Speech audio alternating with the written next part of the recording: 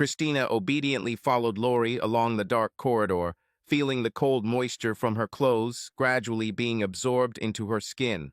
The smell of antiseptics and old walls mixed with a slight taste of dampness, creating an atmosphere that felt not only sterile, but also strangely isolated. "What kind of surprise?" Christina finally asked, trying to make out her friend's expression in the dim light. "If I tell you now, it won't be a surprise," Lori smiled slyly, slapping her on the shoulder. "You'll see for yourself." When they reached the elective surgery department, they stopped at a massive metal door with peeling paint. Lori took the key card out of her pocket and swiped it on the reader. The lock clicked and the door opened with a quiet creak. "Welcome to your new kingdom," Lori declared with pathos, motioning for Christina to come inside. The hall they entered was empty and a bit deserted. The lighting burned alternately, creating a play of shadows on the walls. The doors of rooms with metal numbers stretched along the long corridor. Lori pointed at them. "This is where you will be. 6 chambers, as I already said. The patients are mostly stable and almost all are asleep. But the last room," Lori pointed to the door at the very end of the corridor, "is a little special." Christina frowned. "Special? How is that?" "There's a woman who, well, she's a little strange. Her name is Mrs. Carlyle. Her surgery went without complications, but doctors say she had unusual reactions to medications. Sometimes she mutters something strange in her sleep. They say it's a side effect. But honestly, I think she's just a little weird." "Wonderful," Christina remarked sarcastically, taking off her wet jacket and throwing it over her arm. "First the rain, then the dungeon, and now a patient with special needs. My night is just wonderful." Lori laughed, slapping her on the back. "Don't be dramatic. Everything will be fine. You're an experienced nurse. You can handle it." Christina sighed heavily and, straightening her shoulders, headed to the door of the first aid station to change clothes and prepare everything she needed for the night shift. Lori slowly led Christina through the next block of reports, carefully entering each room with her. At the same time, she spoke almost in a whisper, explaining everything that needed to be known about the patients, their conditions, and the necessary care. Working in tandem, they were both so well coordinated that sometimes no words were even required. Many years of experience made itself felt. After all, both already had 10 years of professional nursing careers behind them. They graduated from medical school together and almost immediately got a job at the same hospital.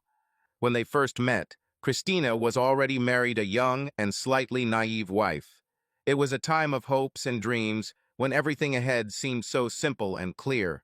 Lori, on the contrary, was always lonely. She never rushed into the whirlpool of personal relationships and devoted her free time either to work or to herself. Nevertheless, their friendship developed quickly and firmly, turning into a reliable shoulder for each other. As they left Ward 5, Lori finally noticed that Christina looked depressed. An anxious look, a tired expression on his face, it was striking. Lori stopped and looked closely at her friend. Thoughts wandered. How long did this last? Was it in the morning or for several days already? "What happened, Chris?" she asked quietly, coming closer and hugging her friend tightly and warmly. "Is Dennis acting like a jerk again?" Christina sighed and nodded, as if she was admitting something painful. "He keeps threatening to leave me," she answered dully, shaking her head. "I don't know what to do with him anymore. It's getting harder every day." Lori exhaled, holding back a wave of indignation. She knew that Dennis had never been a good husband to Christina. These threats, mood swings, and constant quarrels, all this lasted for years. "Let him go," Lori said firmly, looking straight into her friend's eyes. "You are so beautiful and smart. He just doesn't understand what he has." She let go of the hug, but immediately took Christina's hands to reinforce her words. "Hold on, okay? You can always come to me. Always." Christina smiled faintly, and for a moment a glimpse of the former liveliness appeared in her eyes. "Thank you, Lori. I can handle it. Everything will be fine." Lori looked at her carefully for a couple more seconds, as if checking whether her words really reached their goal. She then lightly patted Christina's hand and a small smile appeared on her face. "Well, now to your last room for today," she said in a cheerful tone, lifting her friend's mood. With each word, her smile grew wider until she pointed to the door to their left. "You'll definitely like this patient." Christina raised her eyebrows in slight surprise. "Is it true? Why is this?" Lori squinted slyly and bowed her head. "He's 28. He's a fireman. Can you imagine? A fireman who was most likely rescuing children and old people from a burning house or something like that." She spoke with such enthusiasm that Christina couldn't help but smile. "So?" she asked with interest, tilting her head slightly. "He had a large hernia, which required him to have 2 operations. Now he will spend a couple of days here. Your task is to make sure that he does not move, does not lift anything heavy. Well, in general, everything is standard." Christina rolled her eyes, but chuckled. "Is there anything interesting in this?" Lori, not paying attention to her slight irony, continued in an artificially mysterious tone. "He has just been transferred from the operating room, and he is still on drugs. So there's not a sound from him all night, you won't even notice he's there." Raising her eyebrows, Christina could barely restrain herself from laughing. Lori carefully opened the door, putting a finger to her lips to remind her to be quiet. When the women entered the room, a light rustle of footsteps broke the silence of the room. The patient, lying in a hospital bed, barely moved, but continued to quietly snore without waking up. His broad chest, rising slightly with each breath, was exposed, revealing strong, well-defined muscles. Strong shoulders with large biceps looked impressive even at rest, as if ready to take on a challenge at any moment. The man's facial features, a clear jawline, high cheekbones were relaxed, giving the impression of serenity. Black wavy hair fell in soft strands on his forehead, covering one eye, adding mystery to his appearance. Lori smiled slightly, turning her head towards her colleague. Her eyes sparkled with a sly light, which Christina had already managed to recognize as a harbinger of some kind of joke. "He just got home from work, so he'll probably need some sanitization in bed," Lori said with a bit of drama, nodding slightly at the man. "We don't have enough junior staff, so apparently you'll have to do this." She winked and added with a grin, "Would you like to look at the stitches?" Christina, who had been observing the patient with professional detachment until now, suddenly tensed. "Of course," she whispered, not quite sure what to expect from Lori. Without further ado, Lori reached for the sheet. In one motion, she pulled it down to the patient's knees, revealing strong, muscular legs.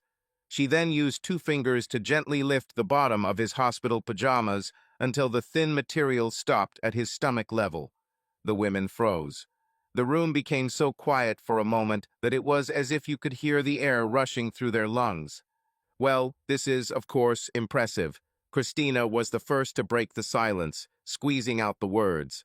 Her gaze was focused on one specific area, and her mouth opened slightly in surprise.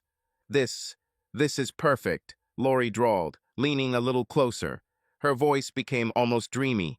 "Well, you know, symmetrical and all that." Christina quickly shook her head, as if trying to regain control. "The seams are also in order, clean and neat," she said in a businesslike tone, trying to ignore Lori's mocking look. "Sorry." "What?" Lori laughed, covering her mouth with her hand. "Can you even hear yourself?" Christina, blushing, elbowed her in the shoulder, clearly trying to distract her from the topic. She then quickly lowered the hospital pajamas into place and carefully adjusted the sheet, being careful not to wake the patient. But even leaving the room, her eyes kept returning to the bulge under the sheet, and her thoughts wandered far from her usual work duties. Closing the door behind her, Lori was the first to break the silence. "Did you know?" Christina laughed, barely restraining herself from laughing loudly. Her face was flushed. "Well, the day nurse told me, but I didn't see it myself," Lori admitted honestly, crossing her arms over her chest. "But to be honest, now I understand what they were talking about." "Wow, I wouldn't mind looking at this perfection all night." "What are you doing today?"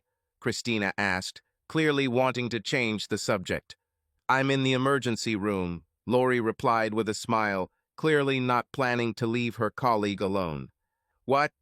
Christina raised her eyebrows indignantly. This is unfair. I want to go there. Don't be late next time, Lori shrugged, her voice sounding both innocent and mocking. This idiot hid my keys. I had to take a taxi. Christina clasped her hands, remembering the morning chaos. Her face contorted into a fleeting grimace of irritation, but then changed back to a thoughtful expression. Lori, are you serious? Stitches. They're really neat, right? Of course, she answered, trying to maintain a serious look, but could not resist and laughed. Oh, Christina, you are just a miracle. Come on, go to work. Otherwise, you will be fined again for being late. Leave this idiot, Lori said, confidently walking along the dark corridor. Let's have a drink in the morning. Christina started her night with the usual, filling out reports and making rounds with patients. The watch promised to be calm. There was silence in the hospital corridors, broken only by the measured hum of machines and the occasional sounds of colleagues' footsteps. All patients were asleep, and most of them were already considered stable after surgery. However, despite the apparent serenity, the bureaucratic routine required its toll reports had to be updated every 2 hours. She knew it was a formality, but doing it was no less important. The round was drawing to a close, and fatigue was beginning to make itself felt. On the last leg of the route, she stopped at one of the doors. There was a patient in this ward who had recently arrived. The man, who, judging by the information received, was a firefighter, attracted attention with his impressive build and courageous face. Christina quietly entered the room, trying not to disturb his sleep. The dim light of the table lamp caught the outline of his body. She froze for a moment, assessing his condition.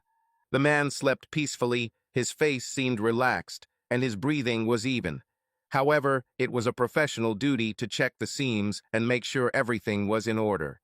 Carefully lowering the sheet and lifting the hospital gown, Christina carefully examined the treated wounds. Her movements were precise, almost mechanical, but her gaze still involuntarily slid downwards every now and then. Something like a magnet attracted her attention. Dark spots were visible on the patient's tan skin, traces of past difficulties and burns that he probably received at work. But Christina's gaze did not linger on this. She felt her thoughts suddenly become unacceptably far from professional focus. Along his thigh, something could be discerned under the fabric, massive, but at the same time natural, as if sculpted according to the canons of anatomical manuals. Perfection suddenly popped into her head.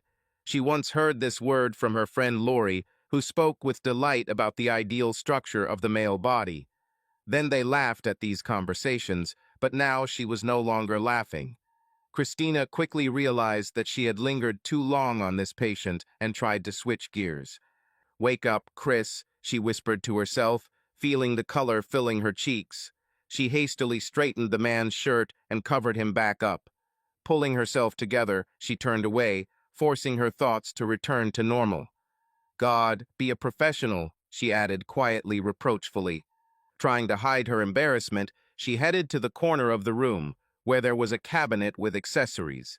Taking a small basin and sponges, she muttered, "We need to wash you, otherwise the day shift will wonder why it hasn't been done. I can't leave them a job that I could do myself."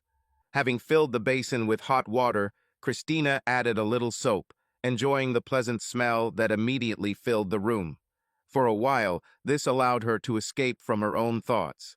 Returning to the bed, she lowered it to a comfortable height for work and carefully sat down on the stool nearby. "It's okay, just a normal procedure," she whispered to herself, as if convincing not only herself, but also an invisible observer. She began to carefully work with the sponge, carefully washing away traces of the day's dust and sweat from the patient's skin. Her movements were calm and confident. Warm water gently touched the man's body, as if calming him. Starting with his head, she gently washed the area around his eyes and nose. She had to rub her face to remove the dirt, but it didn't wake him up. Once his face and neck were clear, she pulled back the sheet and removed the hospital gown, placing it at the foot of the bed. Most of the time, she tried to keep her eyes above his waist while she washed his chest and armpits. His large, taut biceps made his arms feel heavy. She lifted each one to thoroughly wash them and remove any remaining dirt and grease. As she treated his body with a soft, damp sponge, Christina felt a growing excitement that she had not experienced at work for a long time. She tried to concentrate on her task, but her thoughts kept wandering towards something that was completely out of place for her. "That's enough," she whispered quietly, trying to push away unexpected feelings. She carefully ran the sponge over the area of the lower abdomen, where there were still stitches. This area had already been cleaned during the operation, but she wanted to make sure everything was fine.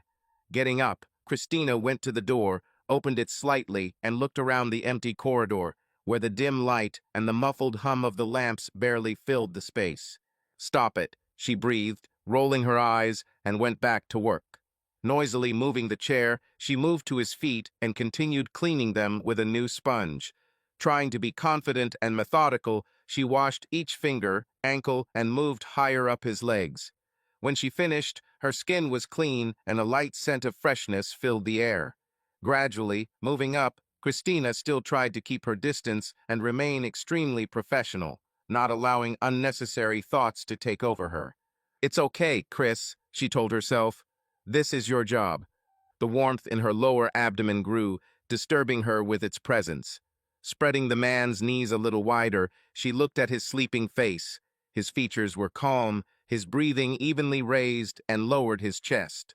She carefully lifted part of his body to wash the skin. Touching the warm surface with a sponge, I felt a barely noticeable movement. Working carefully, she carefully cleaned every fold, being careful not to disturb his peace. As she did so, she felt the tension building and held her breath for a second. The coldness of the room contrasted with the inner heat, which seemed to intensify with each of her careful touches. "You're almost done," she told herself, struggling to maintain control. "You're a professional." She took a new sponge, dipped it in hot water, and wrapped it around his body, thoroughly cleaning his skin. Her movements were confident and smooth. She tried to focus on her task. Water flowed down his tense muscles, exposing their clear lines. Her hand slid along his body, lingering on every detail. His chest rose and fell with each breath, and his face remained calm, as if he was completely relaxed. Christina felt a slight trembling, but quickly pushed away the strange sensation, focusing on her work. As she ran the sponge up his arm, she noticed how his skin was slightly red from the hot water. She handled each part carefully, not missing anything, and was careful not to linger where the touch might be too personal. Her gaze accidentally fell on the clock on the wall. There was an hour left until the end of her shift. An inner voice reminded her that everything needed to be done quickly and professionally. She took a deep breath to calm herself and continued. When she was finished, she carefully wiped it dry and made sure everything was in order. With a sense of accomplishment, Christina tidied up the place, trying not to think about her strange excitement. She just looked at his face one more time, making sure that he was still resting calmly. "Your call light is blinking," came Laurie's voice from the slightly open door. "Can you go?" Christina turned around sharply. "I'm just finishing up here." "Certainly." The door closed. Christina hurriedly took the sponge and began to dry the man. She tossed the robe and sheet into the laundry basket as his eyes opened. The man glanced at his naked body lying on the bed. "Hands," Christina ordered, holding a new ugly blue robe in her hands. The man raised his hands, sticking them through the holes. "Everything is fine," she smiled at him. "Yes, just. A strange dream, probably." His eyes darted back and forth. "Will you share?" she asked with a grin, covering him with a new sheet. Well, perhaps not." He smiled nervously. "Will you be distributing morning medicine?" Laurie entered, not taking her eyes off the man in the bed. "Right now," Christina announced cheerfully. "Just finished my bed hygiene. It's a pity that I missed it." The man sat down on the bed without taking his eyes off Christina. "Oh, you didn't miss anything." Christina winked at him. "Take care of yourself." She left the room, followed by Laurie. "Well, how?" Laurie pushed her. "Full care?" "No," she lied. "Only the upper body." God, I could wash this huge thing all night. Lori shook her head. Ready for a drink. It's 8 in the morning, perfect time. Right after the medicine. Christina answered, exhaling with relief through pursed lips. Nobody suspected anything. The next evening the clouds cleared, and the light of the full moon glittered on the wet asphalt, as if in a crystal cave. Christina pulled her hair into a tight ponytail, causing her dark eyes to narrow. She entered the elevator and ascended to the 7th floor of the hospital with 5 minutes to spare. She won't be late today. Lori stood leaning against the wall next to the nurse's station, drinking black coffee and staring into space. "You've come," she said without taking her eyes off as Christina wrapped her green stethoscope around her neck. With time to spare, Christina answered in a cheerful tone. "You're too cheerful for the morning. What's wrong?" Lori noticed the tension in her face. "Here's a note." Christina handed her a piece of paper. "He finally left." "Well, for now, yes, but you know, he will return. He always comes back." Lori said, spitting out the words along with the coffee. "So are you staying with me, or am I moving in with you?" "I haven't decided yet." Christina lowered her eyes and began to press the toe of her shoe on the white floor. An elderly, heavily built woman with silver hair in a wrinkled and soiled dark blue robe approached a group of nurses. Everyone immediately froze and turned to her, waiting. The head nurse began loudly distributing tasks to the staff one at a time, everyone except Christina, who stood waiting. Even Lori was given an assignment on the 8th floor, which was considered the best, since the more complex patients were there. "Maybe to the emergency room," Lori shrugged. "Chris," the older woman spat, turning her head and looking over the thin-framed glasses that sat on the tip of her nose. "In the dungeon." "What?" Christina exclaimed, not trying to restrain herself.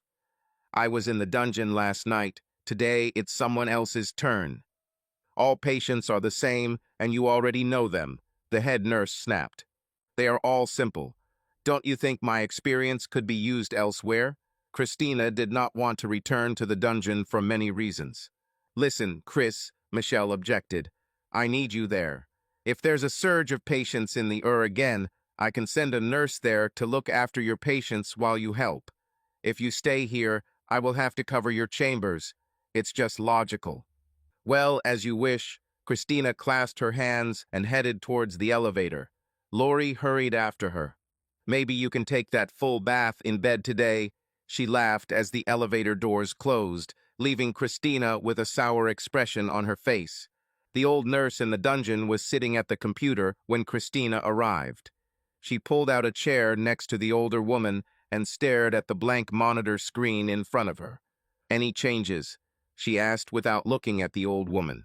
"No," came the answer. "The night should be boring."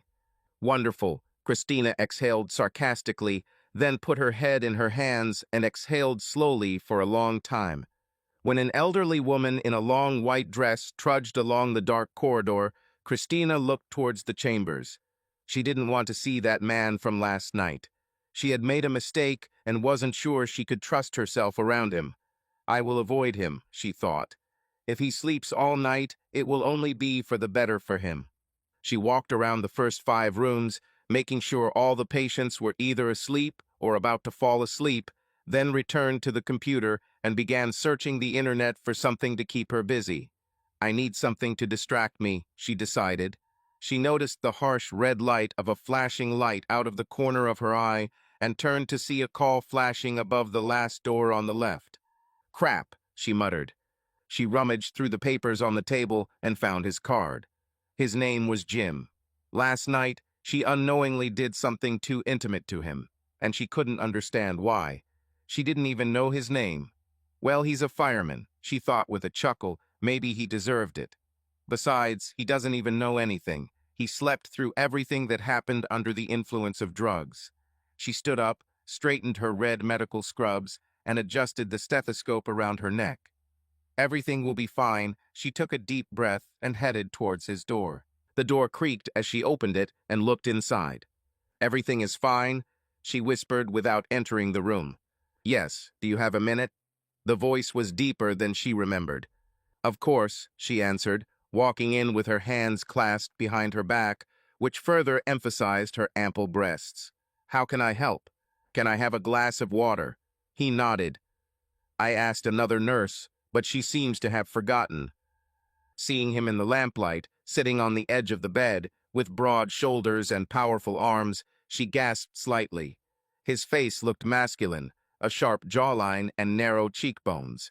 His dark eyes seemed to penetrate straight into her soul. Last night seemed like just a dream to her, as if it had never happened at all, but now the reality of what was happening overwhelmed her. My breathing quickened, my face turned red, and my stomach began to swirl with foreboding. Her knees seemed ready to buckle under the weight of her body. "Are you okay?" asked the man. "Yes, of course," she replied. "I'll bring you a glass now." She walked over to the cabinet on the other side of the room above the sink, her face now pinkish red. "Are you the same nurse from last night?" Jim asked, tilting his head and squinting both eyes. Still a little vague. "Yes," she answered with relief. "I'm the one." "Oh, I just wanted to say thank you for last night," he said, picking up a glass of water. "Of course, we don't usually take baths in bed," she replied. "Usually the nurses do this, but there weren't enough of us, so it's no big deal." She threw her tail back, relaxing her tense shoulders a little. "Well, yes, and for this too," he bowed his head, looking straight into her dark eyes. "But you know, and for something else too. It really helped me relax." Christina's face turned white, and she took a few steps back. Do you remember this?" The words were almost inaudible. "This is hard to forget." A smile appeared on his tense face. "It was amazing." Christina froze in place until the world around her stopped spinning. She tried to slow down her thoughts, which were racing at breakneck speed. "How could I let this happen?" she asked herself. "Should I be fired?" She grabbed her head tightly, trying to stop the whirlwind, then waited until everything around her fell into place again. "Yes, I made a mistake last night, and I'm really sorry. This shouldn't have happened." She looked at the man with desperate eyes. "Please don't say a word. I'll get fired or worse, lose my license." Her face was now crimson red. "I won't say anything, I promise," Jim assured her. "That's why I played dumb when the other nurse came in yesterday morning." "Thank you," she said nervously. "I know you can't do that, but I really feel better. I had these crazy thoughts about surgery in my head, and you just put them all away and let me sleep. I've felt so great since I came here." Jim stood up, his face scrunched up in pain. "Thank you." His voice trailed off at the end, then he tilted his head and paused, waiting for an answer. "Oh, Chris or Christina." She responded sharply, tapping her name tag. "And you should be careful." "Thank you, Chris. Could you help me to the bathroom?" Jim held out his hands. Christina tucked herself under her arm and carried some of the weight for him as they hobbled to his bathroom. She felt comfortable in his arms, as if she belonged to them. Jim jumped into the toilet, took her by the shoulder, and lifted her robe, exposing himself. "No, again," she thought. "I need to concentrate. This is my job. I can handle it." She felt her hands involuntarily clench, her robe sliding slightly over her skin. Jim put his arm around Christine and pointed at the wall with the other, as if something there was important. "Would you please?" he said, pointing to the object. "Besides, the doctor said I shouldn't exert myself." He said the last phrase with a slight grin. Christina smiled, shook her head, and slowly reached out her hand to take the item. Her movements were hesitant but decisive. She wrapped her fingers around it and turned it so that it was in the desired position. A sudden feeling of discomfort came over her as her robe brushed against her skin, and she bit her lips slightly. "Well," she thought, "I've gotten myself into a strange situation again." She looked at Jim, waiting for his next move. "Can you shake it?" he asked with a smile. "It's kind of like a man's job, but I can't do it now." Christina smiled and gently shook the item, making sure nothing else fell. "I assume you want me to finish this for you as well?" She raised an eyebrow, looking at him. "If it's not too much trouble," Jim replied with a grin. Christina laughed and complied with the request. "Here it is, ready. Don't ask for anything else." Christina lowered the toilet, then turned and sat facing Jim. She realized that the moment for action had come, and her decision left no doubt. Looking down, she began to work intently, completing her task with full attention. Jim closed his eyes, barely maintaining his balance, leaning on the wall with one hand, slightly straightening her hair with the other. Her movements were confident and precise. She brought the work to perfection. Jim could not help but note her professionalism. Every detail was thought out, and her actions were completely focused on the result. Everything around was filled with an atmosphere of concentration and dedication. She continued without stopping, her touch becoming more and more confident. Every gesture, every movement was polished, as if this was not just a job for her, but something much more. Her efforts culminated when she completed the process, proudly stepping back to appreciate the result. Jim exhaled deeply, feeling relief and admiration for her skill. "You exceeded all expectations," he whispered, looking into her eyes. Jim could feel the tension rising between them as Christina finished her work with a smile and a slightly playful expression on her face. She gently moved her hand, helping him relax, and carefully monitored his condition. "Are you feeling better?" she asked, looking at him warmly. "Yes, I think so. Thank you." He answered her with a slight grin, reminiscent of a schoolboy caught off guard. Christina straightened his clothes and helped him get more comfortable. Once she was sure he was lying comfortably in bed again, she softly apologized, informing him that she needed to return to her duties. After leaving the room, she methodically checked the other 5 rooms to make sure everything was in order. After finishing her rounds, Christina returned to her desk to complete her report. Everything happened in silence, as if leaving what happened in the shadows. It took her about 10 minutes to make the schedule and write the reports, and the rest of the time she could only think about Jim. He was about 4 years younger than her, but he was so mature, or was it just that way? He was different from her husband, who never seemed to grow up. It didn't matter, her husband was gone. A couple of years ago, she suspected that Dennis was having an affair because of the way his behavior and the way he treated her had changed. He always came home late, and they almost stopped having sex. All the obvious signs were there, but she continued to hold on, ignoring them, desperately wanting the marriage to work. She had never really enjoyed sex with her husband, but he always acted like he didn't care. She kept telling herself that sex wasn't important, but sex was important, maybe not the most important part of a relationship, but for a young couple, it had its place, and she had the same desires as everyone else. She had just realized, as her thoughts drifted between her husband and the man in the last room on the left, that she hadn't even slept with that fireman Jim, but somehow he had given her these pleasures strangely. He was stronger than any she could have given to myself. Was it his masculine, musky scent or his passionate desire for her? He said that she helped him. Perhaps that also played a role. She shook her head, trying in vain to get him out of her thoughts. She had never been with another man before in any sense. Her husband was jealous and always kept her with him, starting from school and even into marriage. His friends knew better than to look at her suspiciously, and her friends gradually pulled away, tired of his controlling behavior. Only Lori, whom she met in college and worked together, remained her friend, although Dennis hated her. He wanted children, just like she did, but Christina was secretly taking birth control pills because she didn't want to have Dennis's baby. She simply couldn't allow Dennis to raise a son who would become like him. "It's time to go around," she whispered. "Just popping in for a minute. He should be sleeping." Christina walked around all the rooms, quietly making sure that all the patients were sleeping. When she opened the last door on the left, Jim was sleeping without a blanket or hospital clothes, just naked on the bed. She quietly walked over and stood next to the bed, looking at his tanned, well-defined chest and sculpted abs. Just a few moments ago, she thought I was pleasuring him. Lost in the depths of her thoughts, she suddenly felt a light touch on the inside of her thigh. "I'm just making my rounds. You need to sleep," she said, looking at Jim with a shy smile. "I slept all day," he replied, raising his hand to her thigh.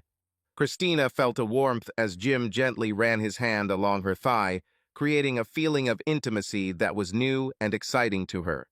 His touch was soft, but confident, causing a storm of emotions in her. She closed her eyes, allowing herself to be completely absorbed in the moment. Jim leaned closer, his breath caressing her neck as his hands continued to explore her with tender attention. He touched her skin with such tenderness that her whole body responded, filling with warmth and anticipation. Christina grabbed his wrist as if she wanted to hold on to the feeling. Her breathing became a little ragged as a wave of pleasure, soft but intense, spread through her body.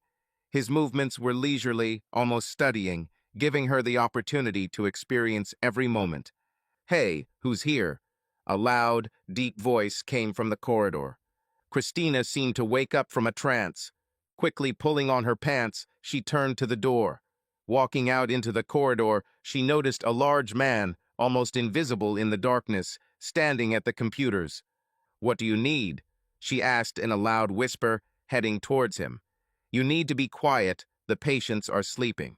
"Sorry, the head nurse asked to check if everything is okay," he answered, quietly this time. "Yes, everything is fine, I was just walking around the wards." At that moment, she wondered what her hairstyle looked like. Doesn't she smell? Is there something on her face? "Michelle is calling me, or can I go back to work?" Christina asked the assistant who towered over her. "Do you need my help?" he asked, white teeth flashing against his dark skin. "No, everything is calm," she answered, trying not to say that very word so as not to cause trouble. "Okay, I'll tell her," he said and quickly left. Christina took a deep breath, then walked back to Jim's door. She opened it slowly, closed it tightly behind her, and walked towards the bed. They stared at each other for a few moments before she grabbed the bottom edge of her shirt and pulled it over her head, letting it fall to the floor. Untying her pants, she let them slide down to her ankles and stepped out with her shoes. She stopped again, looking into his dark eyes as she stood in her underwear before unclasping her bra. Finally, her tiny purple underwear fell to her ankles, and she stepped out of it. She pulled out a purple scrunchie from her long dark hair and let the silky strands fall down her shoulders and back. Jim felt his breathing quicken as he took in Christina's gorgeous olive-skinned body. Her figure was beautiful, smooth curves, graceful lines, and feminine grace.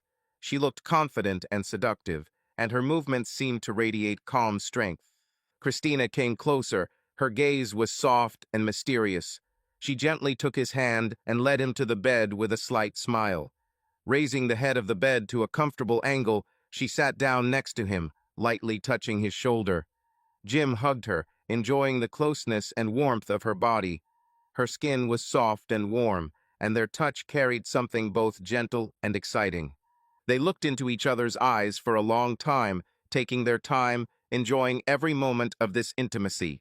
The atmosphere in the room was filled with a special harmony where words were not needed. Lifting her by the waist, he pulled her closer, allowing her to feel every movement of their bodies. Slowly, almost tenderly, she lowered herself onto him, placing her hands on his chest. Their intimacy became deeper and deeper, their movements rhythmic and coordinated. Both felt warmth and passion fill them, connecting them in this moment. She felt a wave of emotions covering her head, as if everything that had happened before had become just a faint echo of what was happening now. Stroking his shoulders, she completely surrendered to this moment, feeling how they became one. He, in turn, carefully supported her, enjoying every moment of their closeness. Her heart beat so loudly that it seemed to be heard throughout the room. All worries disappeared, leaving only joy and satisfaction from their union. This moment was theirs alone, and nothing else mattered. Wrapping her arms tightly around his neck, Christina began to move, feeling the depth of their intimacy. Jim supported her, carefully guiding her movements, their rhythm becoming more and more consistent. Every touch, every glance between them was filled with passion, their bodies moving as one. Her heart beat faster, a wave of warmth spread throughout her body, leaving a feeling of complete bliss. Having pressed her lips into his, she gave vent to her emotions, their breath mixed, turning everything around into a fog of pleasure and unity. When the tension in her body began to subside, She, still feeling him nearby, looked into his eyes, full of tenderness and understanding. This moment was more than just physical intimacy, it was a feeling of absolute closeness and mutual acceptance. "Don't stop," she whispered, clinging to him with utmost passion and energy. Her voice rang in the dimness of the room, and her eyes glowed with desire. She leaned closer and, looking straight into his face, felt their breaths mixing, becoming a single rhythm. She wrapped her arms around his shoulders, feeling every movement, every tension of his body. Their bodies drowned in a wave of rolling intimacy, and their movements became more and more confident and harmonious. It seemed as if the whole world had dissolved, leaving the two of them alone in this boundless field of mutual attraction. Every new breath, every glance, every touch carried with it a raging wave of feelings. She seemed to be lost in space, experiencing a series of increasing waves of warmth and bliss, from which time flowed more slowly, and around there was no sound or light, only their connection. When the intensity finally reached its limit, they both felt how the tension was instantly replaced by a quiet but powerful flash of inner harmony. Their lips met in a deep kiss, full of recognition and gratitude to each other for this instant exit into another dimension. It seemed that the energy that passed through both of them was transformed into a calm, deep tenderness. She leaned back slightly, allowing them both to recover, enjoying the residual warmth that filled the atmosphere. Their gazes met again, and in this silent communication, there was no need for words. Complete understanding reigned between them. And suddenly, in the periphery of her vision, she noticed movement. The large wooden door at the far end of the room closed silently, almost imperceptibly. The echo of this quiet scene remained hanging in the air, a secret hidden from prying eyes, like a knot of trust tied between them forever. "Damn," she whispered, releasing a piece of the shaft from her fingers. "What?" Jim opened his eyes wide. "Someone was at the door," she said, hastily dressing. Christina quietly left the room and headed down the hallway towards the nurse's station. Her heart was pounding wildly, and her ears heard the loud pounding of blood rushing through her veins. Next to the computers stood a large shadow, a tall man with dark skin that almost blended with the blackness of the corridor. His arms hung at his sides, and his eyes followed Christina as she approached. She straightened her shirt and pulled her hair back, pulling the long dark locks into a tight ponytail with the purple elastic she wore around her wrist. "Are you finishing your rounds?" A familiar voice rang out. She recognized him as soon as he spoke. It was an orderly named Terry. Tall and stocky, he didn't look fat, but he couldn't be called thin either. Broad shoulders and massive arms indicated that he most likely worked out in the gym, although a small belly betrayed a lack of regularity in these workouts. She worked with him for quite a long time, probably about 5 years. Terry was a nurse who moved around the hospital, but was most often seen on the 7th or 8th floors. Christina lowered her eyes as she approached him, gathered her strength, and put on a smile. "Yes, Terry." She glanced at his badge to make sure she remembered his name correctly, and felt a pang of guilt for not knowing him before. "I'm finishing." "Can I help you?" he asked, smiling back. His snow-white teeth flashed in the twilight. "I think I can handle it," she answered, raising her eyebrows and looking into his eyes. "Do you need anything?" "Well, I think we could talk about your attitude towards patients," he replied, raising his eyebrows. Christina's heart sank, and it seemed to her as if the ground had disappeared from under her feet. She knew this moment would come, but she couldn't imagine how to prepare for it, or whether she could even be prepared for it. What did he see? What does he know? She didn't want to give too much away, even though she was pretty sure she'd get fired. Taking a deep breath and focusing on his dark brown eyes, she spoke. "I'm not sure what you think you saw, but believe me, Terry, I just..." Her voice remained calm. "Come on," he interrupted loudly in his low voice, causing both of them to look around in the dark corridor. "We both know what I saw." Christina crossed her arms over her chest. She needed to think. She would likely lose her job, but she didn't want to lose her license. Continue to argue or agree and try to persuade him. Taking a deep breath again and gathering her will into a fist, she asked a question. "What do you want, Terry?" She paused. What are you going to do? There was a trembling in the voice. Well, we can discuss this today after work. A smile touched his lips. A sharp, painful feeling of relief ran through her. What did he want? Money? Or something from her? Maybe she should do something for him. Her eyes widened. Sexual services? Thoughts raced through her head. Terry was not bad looking, but the thought of doing something like that for such a purpose disgusted her. I can't this morning. I need to meet my husband. She clenched her jaw so that her teeth creaked. Then at work tomorrow, he nodded. If, of course, you still stay here. Terry turned around and quickly disappeared down a long, dark corridor. Part of her wanted him to tell someone so she could deny everything. But if they come to an agreement, enter into some kind of agreement, maybe she can get out of this situation. The unknown was what was most scary. What should she do? What can she do? Christina finished her rounds and wrote reports in preparation for ending her shift. She never went back into Jim's room. She wanted to say goodbye, beg him not to tell anything, and ask him to deny everything that had happened. He most likely would have done so, but who knows? The waiting was the most painful. She decided at that moment that she would tell Lori everything after her shift, over a glass of something strong. She even wanted to meet Terry that evening, but she understood that first she needed to eliminate the consequences, and Lori was the best ally for this. At the end of her shift, she quietly entered Jim's room, watching him sleep, wondering what to do next, and left it, saying goodbye to the day nurse. She clenched her hands into two tight fists, tensed her whole body, and went to look for Lori. Christina sat opposite Lori in a large round box of an almost empty pub. There were drinks in front of them, but neither of them said a word. It was strange for both of them, even at 9 in the morning. Christina knew why she was silent, but why was Lori silent? She always talked non-stop. Maybe she knew something. Have you talked to Terry? Did he tell her something? The thoughts in my head were galloping again. 2 shots of tequila, please, Christina said loudly to a waitress passing through the bar with a tray of 6 beer mugs. The girl nodded and smiled back. Tequila, right? You definitely need therapy. Lori laughed. How are things at home? He still hasn't returned. And to be honest, I don't expect him to come back. In a way, it's even a relief, she shrugged, staring into her glass. Okay, you know how I've always felt about him, Lori agreed. A real goat. There was silence at the table again for a long time. The waitress placed 2 golden shots in front of each of the women. They continued to sip their drinks without touching the shots. Christina's thoughts flew to Jim. He took her to places her husband had never taken her, or maybe he just couldn't. Discussing this with Lori would make it seem real, and Christina wasn't sure she needed reality right now. But she didn't have time to think.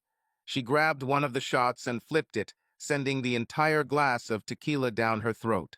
Wow, Lori blurted out. I've never seen you do that. Christina reached out and pulled Lori's shot towards her, without taking her eyes off her friend. Their gazes narrowed, but neither said a word. Then Christina abruptly raised the glass to her lips, threw back her head, and drank it all to the bottom. Damn it, Chris, what's going on? Lori shook her head. I know Dennis left, but you need to slow down. We have work tomorrow. 2 more, Christina shouted to the waitress, raising 2 fingers up. Okay, Chris, talk it out. Let it all out. I'll take you home. If only that idiot didn't show up there and start yelling at us. Lori clenched her teeth and pressed her lips together. Silence reigned again, and the surrounding sounds began to move away, as if fading into the background. Both women sipped their drinks and looked at each other, not knowing what to say. Lori was sure that Christina was worried about her husband, but Christina hoped that her best friend would figure it out on her own. Obviously, this did not happen, and how could it? It was just an empty hope. The waitress brought 2 more drinks and 2 shots, placing them in the middle of the table. They each pushed a glass for themselves, leaving the shots in the center. Plucking up courage, Christina reached out and wrapped her fingers around one of the shots. Bed care, she blurted out before downing the shot and slamming the empty glass onto the table. So you did give him this bedside care after all, Lori smiled. Christina nodded without looking up at her. And Lori kept at it, feeling that something was wrong, but knowing that her friend would never do anything truly crazy. Christina continued to look down, clutching the cold glass in her hand and her eyes wandering around the table. Lori couldn't figure out what was wrong. In the past, Christina always discussed her husband openly, and this helped move on. But now she seemed to be avoiding the topic, which was strange. Lori froze, and then, as if lightning had struck her head, she realized everything. Wait a minute.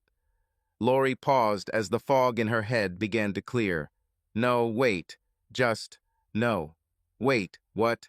Her mind refused to connect the dots. Christina had always been the perfect, beautiful wife. She would never. Lori grabbed the remaining shot and drank it in one gulp. You couldn't. A sharp pain pierced Lori's head. Christina? Her eyes opened wide, and she stared at her friend. What? Yes, was all Christina said. A fleeting smile appeared on Lori's face, but then disappeared, leaving her with wide eyes and a slack jaw.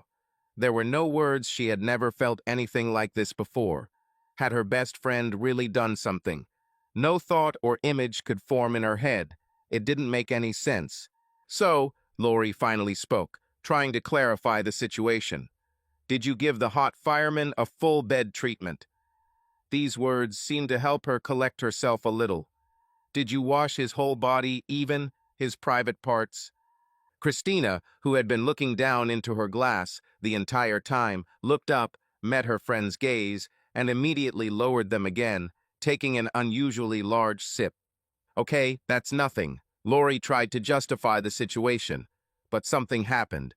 She hesitated, not wanting to say it, but gathering her courage, she continued, well, maybe you helped him with your hand.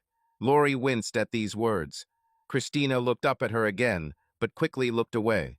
Not the best idea at work, but let's say it can be dealt with somehow. The main thing is that there is nothing more, right?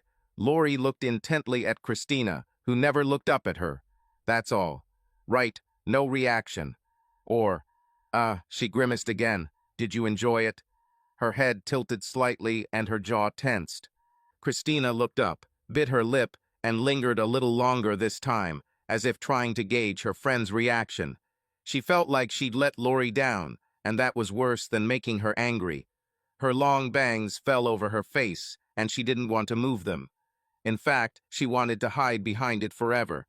After taking another sip, she lowered her eyes again. This was followed by a long, painful silence. Well, Lori sighed, collecting her thoughts. At least it didn't come down to sex. She tried to find something positive. Really, there was no sex. Christina continued to look into the glass, motionless and lifeless, like a stone gargoyle. Waitress, Lori shouted across the bar. 2 more shots. Time seemed to stretch into eternity as they drank in silence. The waitress brought the shots and placed them in the middle of the table and then left. Christina continued to hide behind her long hair, and Lori was lost in thought. Both understood that this situation needed to be resolved somehow, and most likely today. So, let's get this out of the way. Lori spoke first, breaking the long silence. He's hot. Well, just incredibly hot. I definitely wouldn't be able to resist. Just, probably not at work. She fell silent, waiting for Christina to raise her head and look at her. But it happened, and it's all over. She paused. Do you think he'll tell anyone? No, Christina whispered, slowly shaking her head. Okay, that's good news. Lori looked visibly relieved. Now it's time to cheer up your friend. Tell me, was that amazing? There was a long pause filled with heavy silence before Christina smiled a little. It was incredible. Her voice sounded high and light. Damn, Lori, I seriously heard angels singing and trumpets. Jesus, Chris, now you just have to tell everything, Lori insisted. Christina began telling her best friend all the details of the past 2 nights, without hiding anything. With every word, emotions and feelings returned to her. Her mood lifted, as if a burden had been lifted from her soul, and she found freedom. Neither thoughts about work nor about her husband disturbed her mind. She felt free again, even if only for a short time. When the story was over, both women picked up their shot glasses in the center of the table and toasted, laughing and chatting. But as soon as the laughter died down, the smile disappeared from Christina's face, followed by Lori. The good news is, Lori nodded, that hot firefighter should be discharged today, and once he's gone, you won't have to worry anymore. Yes, Christina agreed, but with a frowning face. It's okay, Chris. Just stop sleeping with patients. Lori said it as if it was something ordinary, making Christina laugh. And then everything will be all right. But there's something else. She looked back. Do you remember Terry? Yes, a nurse. Lori shrugged. What does he have to do with it? He knows. Christina looked straight into Lori's wide eyes. Looks like he caught us. And, Lori almost screamed, don't know. Her face returned to its former gloom. He wanted to meet me today to talk, but I said I couldn't, so he suggested we discuss everything tomorrow. If he hasn't told anyone, there's a chance he won't. Leave it to me. Lori threw up her hands. That's why you can't do such things. Christina slept well that day, perhaps thanks to the alcohol, which helped take her mind off all the nonsense in her life, or due to the fact that she told her best friend everything and, as it were, took it off her mind. Be that as it may, she felt lighter, as if she was entering a new stage in her life. The clear, cold night revealed the stars, making the air fresh and fresh as Christina walked from her car to the hospital full of energy. As she went up to the 7th floor to get her assignments, she noticed Lori standing in the open medical supply room, talking to Terry. The large orderly leaned his hand on the wall, looming over her small figure. Christina's chest sank with excitement. She shouldn't have gotten her best friend involved, she thought. Having received the tasks, Christina went to the elevator and pressed the button. To the basement again, Lori spoke behind her back. Yes, this time I didn't argue. She shook her head. Terry won't come near you today. I'll talk to you after my shift. The elevator door closed, muffling the last words. Thank you, Christina said into the closed metal door. There was a chill in the long, dark hallway that made her shiver as she walked to the computer where the old nurse sat, finishing her notes. Now there was one less problem here, which eased her thoughts. Yes, what she did was wrong, but she didn't regret it and hoped to move on with her job and license. The old nurse stood up and turned to her, her long white dress billowing around her ankles. Nothing new, she said dryly in her hoarse voice. Everything is stable. All? Christina's eyes lit up, and she felt a slight excitement inside. Yes, that's it, but what? The old woman asked with curiosity in her voice. Oh, I just heard that the man from the last room on the left was supposed to be discharged today. She shrugged one shoulder, tilting her head slightly in that direction. I hope he's okay, she added, trying to sound caring. He's fine. He had another MRI today, and the doctor decided to keep him in for another day to make sure. She turned around and shuffled down the long corridor. Have a nice shift, she muttered as she left. Thank you, Christina answered, sitting down at the computer, her heart now pounding. I won't go to him, she thought. He'll be fine, and hopefully he'll sleep through the night. At the end of the hallway, a fluorescent light flickered and buzzed. Taking a pen and a piece of paper from her desk drawer, Christina stood up and began her rounds. Each room was dark and quiet. When she approached the last door on the left, her breathing quickened, and a feeling flared up inside her, as if an angel with a golden halo and a devil with a trident were really sitting on her shoulders, whispering their insidious comments in her ear. Christina put her hand on the cold door handle and squeezed it with her fingers. Taking a deep breath, she quietly and slowly pressed the handle and opened the door. Jim lay on the bed, his large body motionless. The bed creaked softly as she came closer to check on his condition. She looked at his face, at his skin, evaluated its turgor, color, and capillary return, all of which she did every day or every time she entered the room. His eyes were closed, his breathing was steady. A smile touched her ruby lips as she took a step back. It turned out to be easier than I thought, she thought, turning to leave. You won't even say hello? A deep voice sounded softly. Oh, of course. She turned around, blushing. I thought you were sleeping and didn't want to wake you. Moving closer to him, the corners of her lips lifted slightly. She felt nervous, although she had no intention of admitting it, much less showing it. She was silent, looking down. Trying to suppress the rolling passion, she forcefully pushed her feelings deep inside. But everything was useless. Her body was already burning, but now this warmth began to flare up like a fire inside. We shouldn't, her voice barely sounded. Why did she let this happen? Why couldn't she say no? This all needed to stop right now before she lost everything. Right now, her thought screamed, but her hand, as if by itself, reached down and grabbed his wrist, gently running her fingers over his skin, as if encouraging him to continue. Her hips began to move in time with his hand, her breathing quickened. She did not notice how this happened, but opening her eyes, she saw that Jim was already standing next to her, continuing to caress her. His deft fingers undid the ties of her robe, and he slid it down her shoulders, leaving the fabric to slide softly to the floor. Jim, we shouldn't, she whispered barely audibly, breathing heavily. He gently ran his hands over her shoulders, sitting her down on the edge of the bed. His gestures were careful and caring. She took a deep breath. The warm mattress felt pleasant on her skin. He knelt down in front of her, holding her gaze with his. His proximity made her heart beat faster, and the silence in the room emphasized every movement. He leaned closer as if he was going to say something, but instead of words, she felt his warm breath.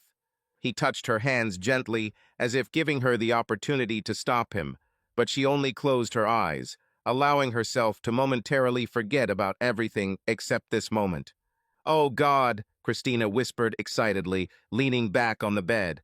Her fingers gently slid into his hair, and she closed her eyes for a moment, feeling a warm wave of emotion that took over her head. Jim ran his hands up her back, touching her gently, creating a cozy and trusting mood. Their movements were synchronized, like a dance that emphasized their closeness. Christina, full of emotion, threw her head back, allowing the moment to completely take over her. Their connection was felt on an intuitive level, as if everything around had ceased to exist. Their every touch was filled with awe, warmth, and sincerity. They enjoyed these moments, creating an atmosphere filled with love and trust. "You are incredible," Christina whispered with a slight smile, looking into his eyes. Jim, with tender care, continued to hug her, their sincere feelings saying more than any words. Christina took a deep breath as his long tongue slid into her tight ass. She grabbed her legs and pulled them back, freeing his hands. Jim squeezed her ass cheeks as his tongue circled her hole and then hit her every few seconds. Christina had never experienced anything like this before. It was both new and surprising. Her insides screamed mercilessly as lightning struck her limbs, and her limbs began to tingle. Short, powerful breaths now escaped her lungs, creaking with each compression. He approached her, slowly and confidently, his gaze full of warmth and tenderness. With a slight movement, he helped her free herself from her dress, leaving her alone with the cozy light breaking through the curtains. She lay on the bed, relaxed but expectant. There was silence in the air, filled with something unspoken, but very important. His touch was soft but firm. He took her hand and ran his fingers over her palm, causing slight tremors throughout her body. His every gesture was like a promise of care and love. She trustingly closed her eyes, surrendering completely to the moment. He leaned closer to whisper something in her ear, words that were meant only for her. She smiled, her face glowing with joy. The mutual warmth and sincerity they exchanged filled the room, creating an atmosphere of complete harmony. These moments needed no rush. Everything happened naturally, as if the world outside this room ceased to exist. Their hearts beat in unison, creating a melody that only the two of them could understand. Jim's growl became louder, and his steps behind him accelerated. His actions became more and more intense, and the bed beneath them shook. The tension grew, emotions overwhelmed Christina, forcing her body to respond to every movement. She felt him approaching his peak, and her consciousness gradually clouded from the sensations. Finally, Jim climaxed, his body tensed, and silence filled the room for a moment before they both froze, lost in their sensations. Christina felt the warmth spreading throughout her body and relaxed, remaining lying on the bed. Jim stood back, leaning on the edge of the bed, watching her. Christina lay on her stomach, her breathing gradually evened out. The silence of the room was now broken only by the occasional sounds of their labored breathing. Christina slowly rolled over onto her back, looking at Jim standing over her. He looked down at her with a wide smile on his face. Sitting in front of him, Christina ran her fingers over his arm, feeling the warmth of his skin. Her gaze was focused on his face, where calm and thoughtfulness were mixed. She touched his shoulder to get his attention and smiled. Jim, in turn, carefully ran his hand through her thick dark hair, slightly removing stray strands. His gesture was soft and filled with concern. She stood up and sat next to him, feeling the warmth emanating from his presence. Christina felt a slight excitement rise within her as their gazes met again. It was as if a small whirlwind ran inside her, but it was filled with calm and peace. Jim shook his head slightly and laughed quietly, then wrapped his arms around her, holding her close to him. They continued to sit side by side, enjoying the moment of silence and mutual understanding. Christina laid her head on his shoulder, feeling his strength and reliability. Jim hugged her tighter, as if promising that this moment of comfort and peace would last forever. "Thank you, Chris," he told her, still squeezing tightly. "Yes, thank you," she answered back and then pulled away. "We'll have to give up on this. I could lose my job." "Yes, I'm very sorry." He bent down and picked up her clothes from the floor. "It's time for me to go on my rounds. I won't be back soon," she told him as she put on her shoes. "Don't worry, I hope you don't get into trouble." Jim cocked his head to the side. "Me too." She smiled at him as she left the room. The dark hallway was quiet as she left the room and walked down the hallway. "Oh crap, I forgot my notepad," she whispered to herself, stroking her wrinkled clothes. She didn't want to go back to his room. She knew she simply couldn't. Christine walked through each room, checking on all her sleeping patients, then returned to the computer and began writing reports and charting. The dungeon remained quiet as time passed. About halfway through her shift, Christina heard her phone buzz and light up on her desk. She was just finishing her walk, again missing the last room on the left. She returned to her desk to write her report and picked up the phone. It was a message from Lori. "Can you come see me after work?" The words were followed by a smile emoticon. "Of course, anything on your mind?" she answered. Christine finished writing her reports and leaned back in her hard chair, her mind and eyes returning to the last room on the left. "I should tell him I'm married," she thought. Will this upset him? Would she risk him getting angry and telling the hospital what she did, what they did? She was already in too deep. Did it matter? His scent still filled her nostrils, making her groin ache. What this man did to her was unlike anything she had ever experienced. Her phone vibrated, distracting her from these tempting thoughts. She took it. "Go home and change after work. I'll text you when to pick you up." The message from Lori was cryptic. "Okay," she replied. Lori would probably tell her what they were going to do when she got there, she thought, putting her phone away. Maybe this is some kind of intervention, she chuckled at the thought. When it was time for her final rounds, Christina was ready to go home. She needed fresh air to clear her thoughts. She checked all the rooms except the last one, the one on the far left. She didn't go there all evening, afraid to trust herself. But this time everything was different. She knew. She needed to go there. She needed to tell everything, confess. Something inside haunted her, as if tearing her apart from the inside. Christina grabbed the cold door handle, slowly turned it, and quietly opened the door. "You're making a mistake," whispered the angel on her shoulder. "You know why you are going there," he continued to reproach her. "Yes, you should do it. You are doing the right thing," the devil shouted from the other shoulder. "You must do this."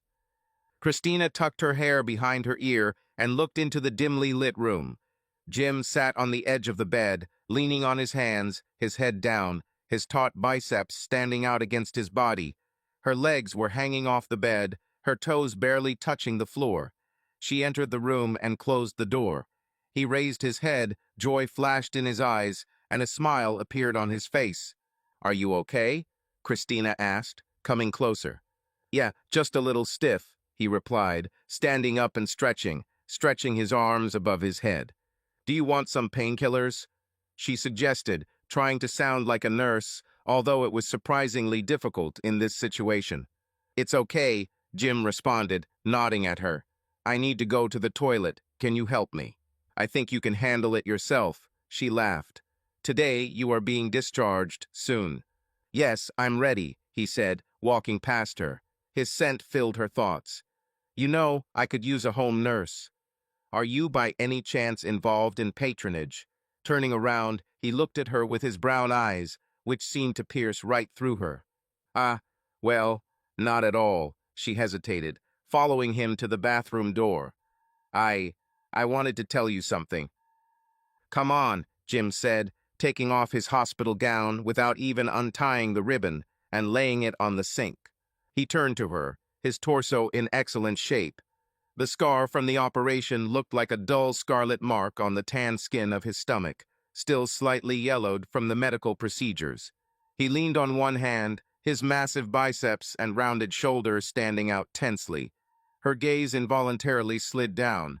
Christina quickly averted her eyes and looked at his face again. She cleared her throat to clear herself. She began, her gaze darting. This turned out to be much more difficult than she thought. She looked around, trying to find the right words, but her mind failed her. It was a mistake, she shouldn't have come here. The angel on her shoulder was right. "You?" Jim asked, raising his eyebrows. "Fuck," she breathed, taking a step towards him and wrapping her arms around his waist. "I want you," she whispered. Their gazes met, and her fingers trembled from the rolling tension. Jim pulled the hem of her t-shirt, lifting it over her head. She let go of him for a moment to help him get rid of the fabric. Her long hair fell over her shoulders. Holding her hands behind her back, she took off her bra, revealing the soft contours of her figure. Jim leaned down, touching his lips to her shoulder, his breath burning her skin, making her shiver. He lowered his hands to the clasp of her trousers and, untying them, carefully lowered them down, allowing the clothes to slide to her legs. She shifted easily, took off her shoes, and got rid of the remnants of her clothes. Jim grabbed her around the waist and lifted her, pressing her against the cool tiled wall. The contrast in temperature made her shiver, but she wrapped her arms around his shoulders, finding support and warmth in his embrace. He brought her face closer to his, their lips met in a long, deep kiss, full of passion and tenderness. Her hands slid to his shoulders, hard and tense, like hot stone. His movements were confident and soft. She felt their bodies merge, the harmony of their breathing and touches enveloped her entire being. Warmth spread inside her, forcing her to close her eyes and completely surrender to the moment. A colossal surge of feelings pierced her entire body the moment Christina pressed her lips to Jim's, not holding back her voice. She felt his presence fill the entire space around her, and it seemed to them that they were becoming one. A wet thrill ran through her skin, and it seemed to her that the whole world had stopped, focusing only on the two of them. Christina convulsively clung to Jim's shoulders, trying to stay in this whirlwind of sensations. Her heart was beating so loudly that she could barely hear her own breathing. From intimacy and passion, everything inside her pulsated, like energy concentrated at one point and bursting with bright flashes.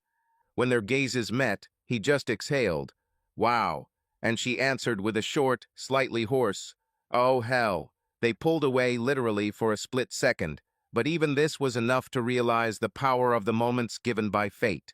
Jim carefully moved Christina so that she rested comfortably on the edge of the snow-white sink, as if on the balustrade of a palace unknown to them.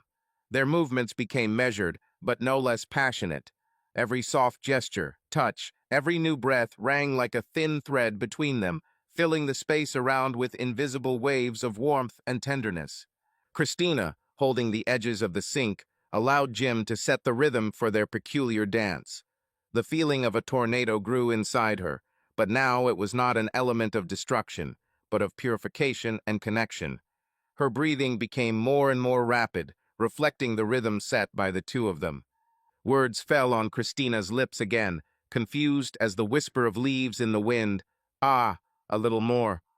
These words spurred Jim on, and their overall movement became even more harmonious, filling the surrounding space with the sound of their own breaths and barely audible ones rushing out confessions. As if hypnotized, they were carried away from reality to a place where every breath was a new discovery, and every moment was like a small eternity. The space around them trembled with the intensity of feelings, and their embrace became tighter, as if they were afraid of losing each other in a whirlpool of emotions. When everything calmed down and time seemed to stand still, their gazes met again. Surprise and delight were visible on their faces.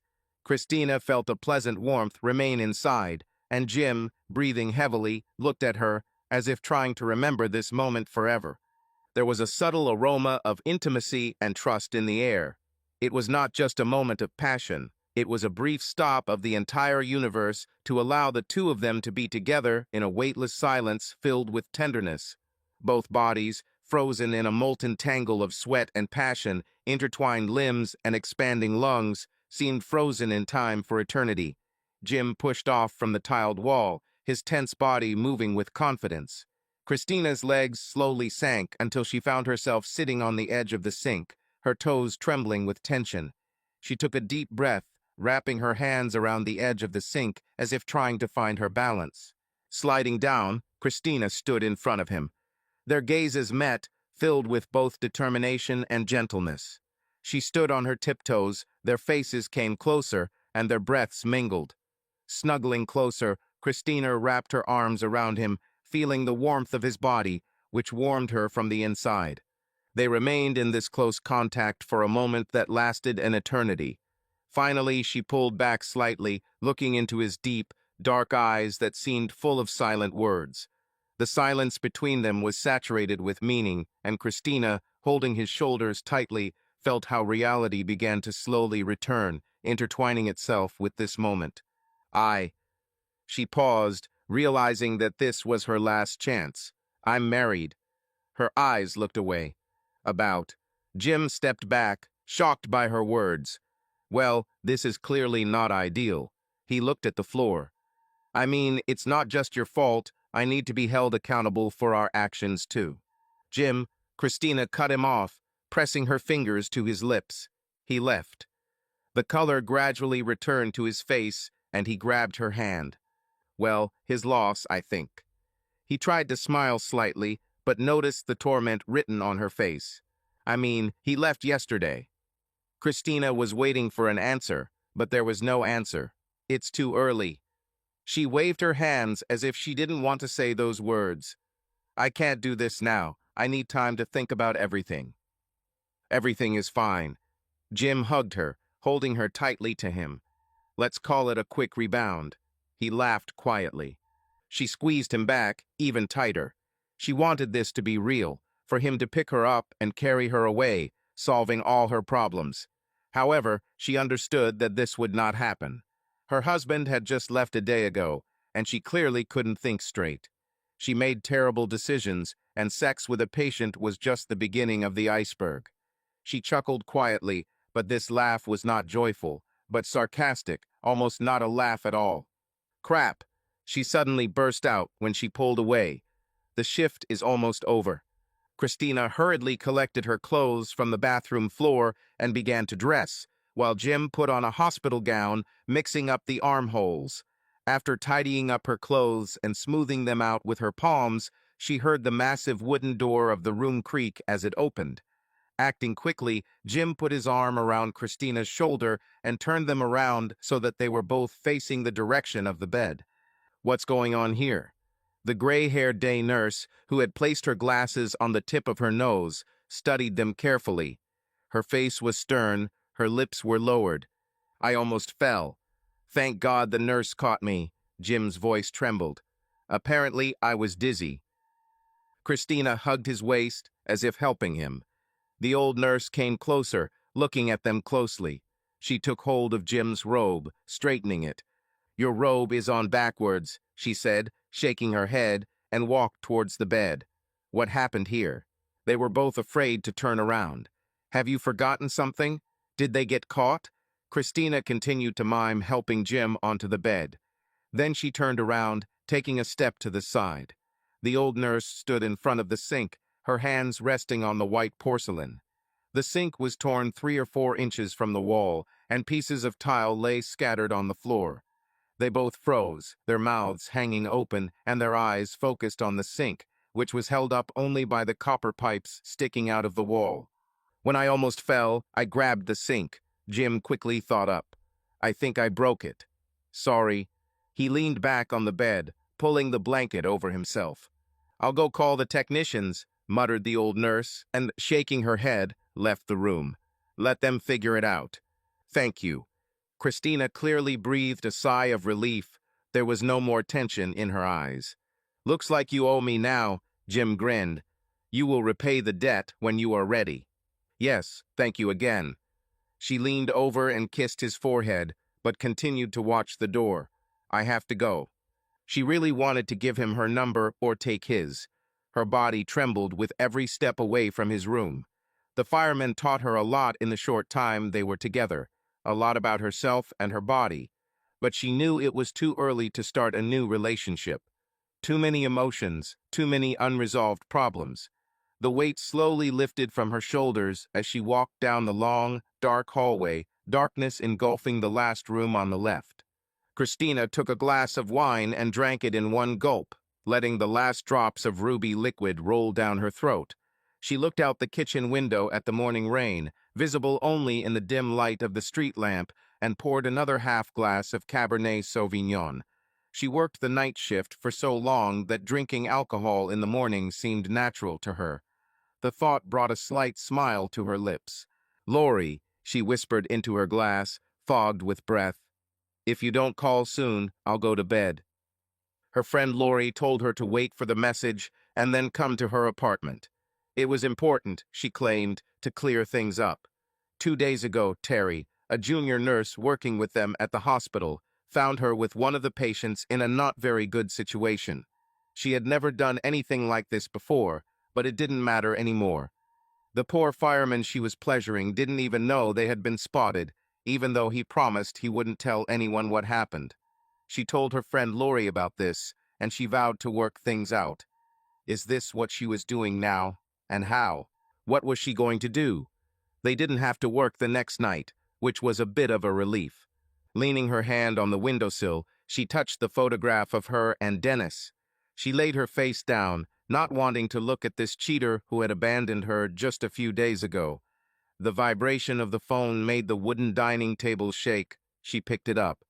"Come now. Be quiet. Drinks on the table.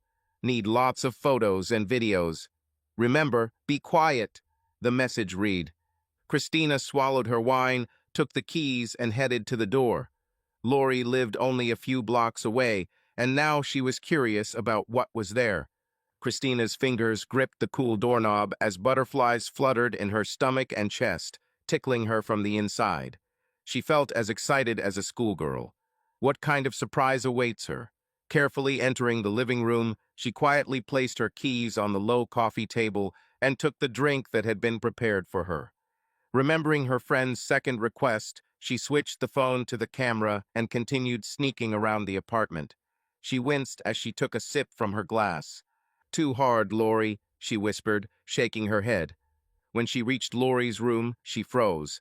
Quiet sounds could be heard from there, but it was difficult to make them out. What was she doing there? What kind of surprise could this be? Christina leaned forward, letting one eye peer into the room as she watched the camera. The air rushed out of her lungs with a loud noise, and her eyes and mouth opened wide. She couldn't breathe and almost coughed. Her vision darkened, first at the edges, and then everything narrowed until she was temporarily blind. Inhaling loudly, she backed away from the door, pressing herself against the wall.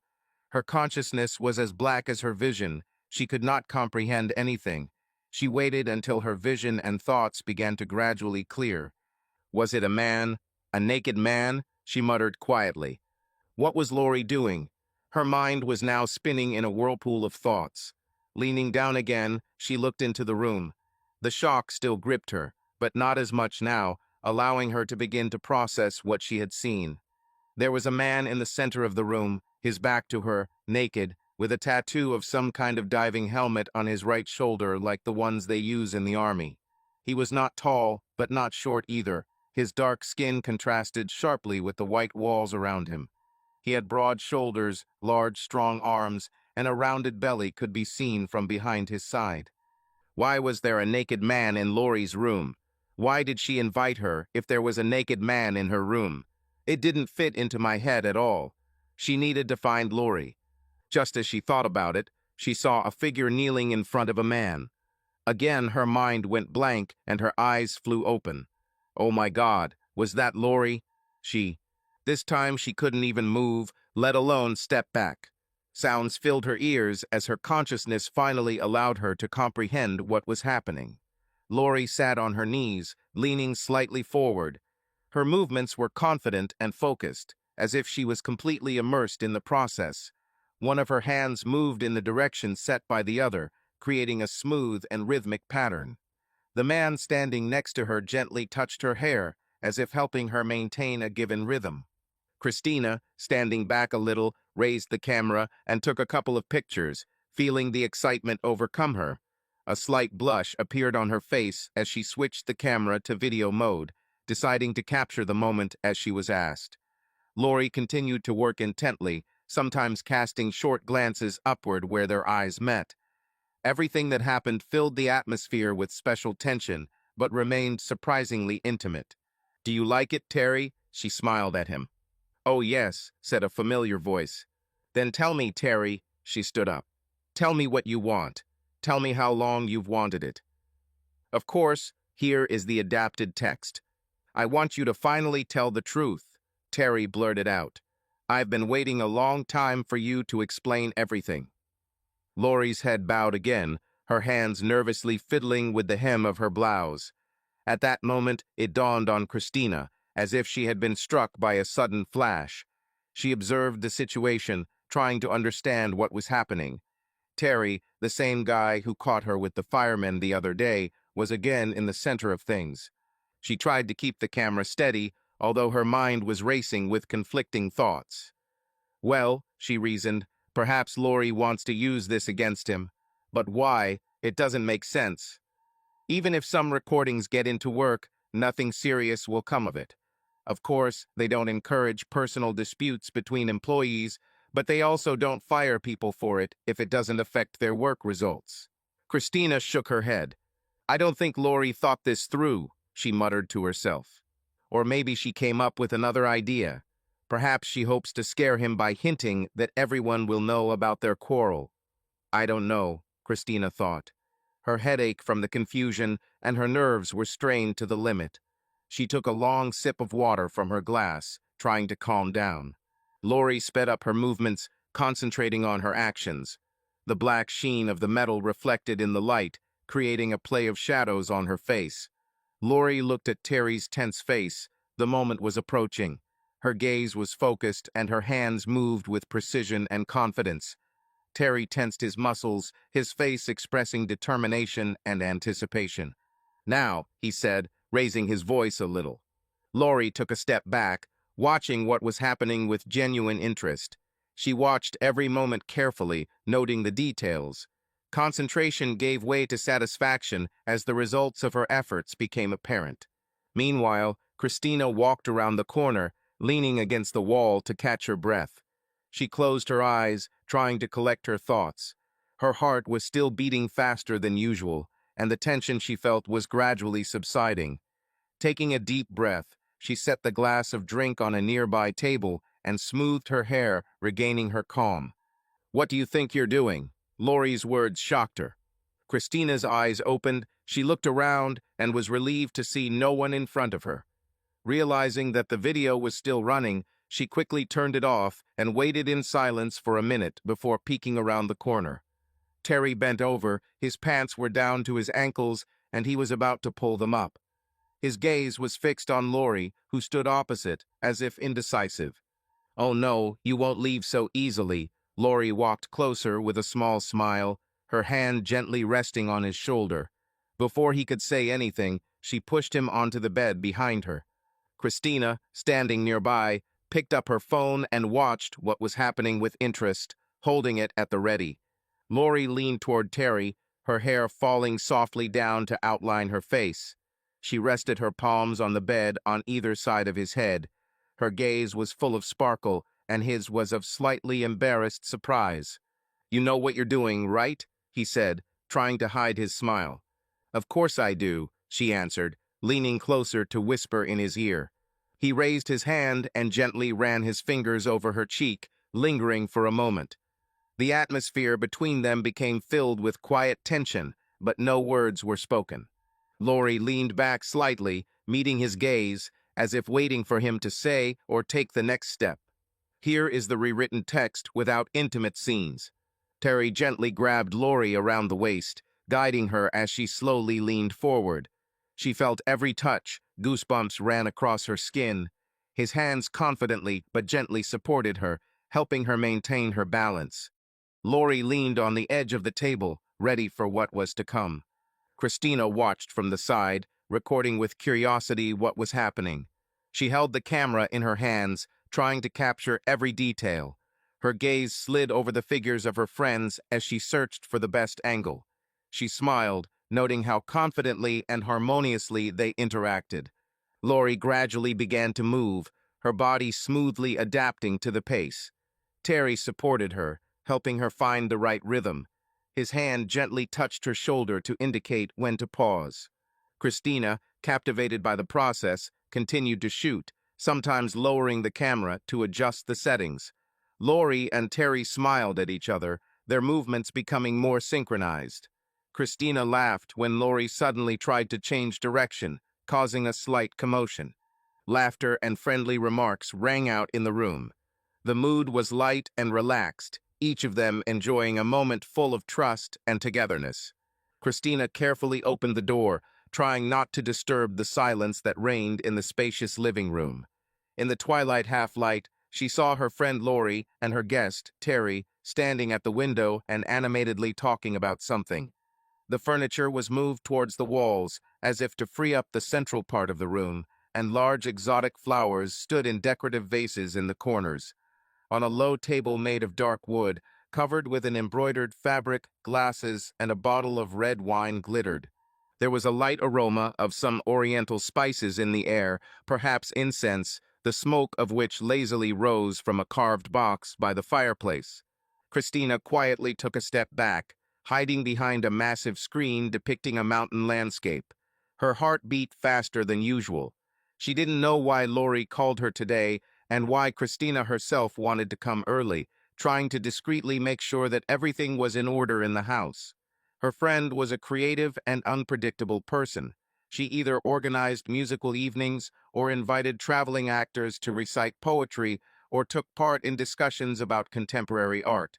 Terry, according to rumors, was an art critic, worked in one of the capital's museums, and was distinguished by particularly insightful judgments. Judging by their intonations, Lori and Terry were discussing some kind of painting or sculpture, perhaps a rare find or a recent exhibition. Lori's voice sounded alternately with excitement and delight, as if she was trying to convey to Terry her own understanding of some complex artistic image. Terry, in turn, spoke smoothly and thoroughly, citing dates, names, cultural and historical contexts. His speech was full of facts, but not without emotion. He seemed to be trying to convince Lori to look at things from a different angle, or he understood that Lori was eager to hear something that confirmed her suspicions. At a certain moment, their voices began to sound louder.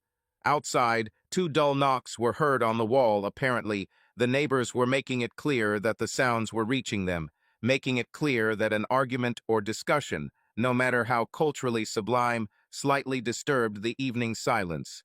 Lori was silent for a moment and then laughed, almost in a whisper, apologizing to Terry. He answered something quietly, and they both slowed down the pace of the conversation, continuing to talk in a low voice. Christina stood behind the screen, trying to move as quietly as possible. She felt embarrassed to break into a conversation that was clearly about something important and interesting. At the same time, deep down, she would like to know what exactly we are talking about. Maybe Lori started a new exhibition or planned to organize a chamber evening, where she was going to invite Christina as one of the guests of honor. Or was there a discussion about the restoration of a unique painting that could become a real cultural event? Thoughts in Christina's head followed one after another as she tried to build a logical chain of guesses. Soon the voices sounded more restrained and calm. Apparently Lori and Terry had come to some kind of agreement, or at least a tentative compromise. Terry seemed to be heading towards the exit of the room. A slight creaking of the floorboards and soft footsteps could be heard.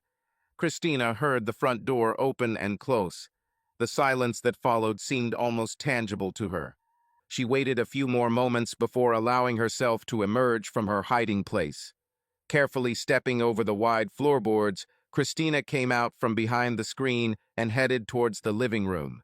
Looking around the room, she noticed that Lori was already standing at the table, holding two thin crystal glasses and a bottle of dark cherry liqueur, which was usually used for leisurely conversations about poetry or music. Come out, wherever you are hiding." Lori's voice suddenly sounded, but not sternly, but rather with a slight smile, as if Lori had felt her friend's presence from the very beginning. Christine shuddered slightly, but then, gathering her courage, she took a step forward, entering the dimly lit living room. Lori looked at her with a knowing smile. Her look was more homely, slightly tousled hair, a loose silk robe in pastel shades, and light slippers. No feigned solemnity, just undertones that are in harmony with the general atmosphere of the evening. "I decided to come early," Christina began quietly, coming closer. "Sorry for not showing up right away. I didn't want to interfere." Lori nodded and handed her the drink. Christina accepted the glass and took a small sip. The drink turned out to be delicately sweet, with a slight bitterness of spices. They stood in silence, exchanging knowing glances. Lori seemed happy to have her friend around. Perhaps she wanted to discuss her recent interaction with Terry. What they talked about was clearly important. Christine sensed that there was something interesting here, maybe an upcoming cultural event, a new book Lori was working on, or an unusual art project. "You probably heard part of our conversation?" Lori asked carefully. Christina shrugged her shoulders vaguely, trying not to look too curious. "Only excerpts," she replied. "It seemed to me that you were discussing some kind of work of art or concept for the exhibition. Terry invited me to participate in a project related to a rare collection of paintings." Lori took another sip. "These are ancient paintings from a private collection. They are being prepared for display in our city museum. He wanted to hear my opinion because I worked on similar exhibitions. But we had disagreements in the interpretation of the symbolism of some works and in the approach to the design of the hall. I probably defended my point of view too emotionally." "I understand," Christina nodded, listening carefully to her friend. "It seems to me that emotions in art are inevitable. Without them, neither the creative act nor its perception is possible." "Yes, you're right," Lori answered, smiling. "Eventually, Terry and I came to the understanding that we needed to combine the accuracy of the historical context with the live reaction of the viewer. He wanted to make sure that the exhibition would not turn into a dry excursion, but would become a real cultural event. We went a little too far with the volume of the argument, but I hope the neighbors will forgive us. I promised Terry that I would think about it again." Christina imagined a new exhibition. Dim lighting, neatly arranged canvases, quiet music in the background, and visitors slowly moving from one painting to another, soaking in the emotions, history, and beauty. She was interested in what role Lori would play in this project. Maybe that's why she was called today. Lori knew that Christina, with her delicate taste, would be able to give advice or share her impressions. They sat down on a soft sofa with embroidery in Oriental style, put their glasses on the table, and continued the conversation more calmly and extensively. Lori shared details about the collection. There were paintings from several different eras related to local history. Some works contained symbols and allegories that were difficult to interpret. Terry suggested placing information cards with comments from art critics next to each painting, and Lori wanted to leave more space for the viewer to make their own feelings, only hinting at the main themes. Christina listened and thought about how art can speak in different voices. It can become a universal language, even if the viewer does not know all the historical or cultural nuances. Lori's gaze fell on the small figurine on the shelf, an ivory carving she had brought back from her travels. Lori said the figurine is a reminder that art is often born at the crossroads of cultures and eras, and it is important not to be afraid of dialogue. As they sat and talked, time passed unnoticed. The night outside the window became deeper, and the voices in the house became quieter and warmer. Christina felt that this meeting was important for her in its own way. She loved seeing Lori like this, inspired, involved in the project, seeking the balance between historical accuracy and emotional impact. It was much more interesting and important than a simple social pastime. Over time, the conversation smoothly moved on to other topics. Literature they had been reading lately, music played at a recent concert at the Philharmonic, and plans for the future. Lori thought about organizing a series of small creative evenings at her home, where guests could discuss what they heard or saw, exchange opinions and impressions. Christina approved of this idea, imagining how on warm summer evenings they would gather here in this living room, illuminated by soft lamps, with the aroma of tea, wine, or coffee, sharing thoughts about beauty.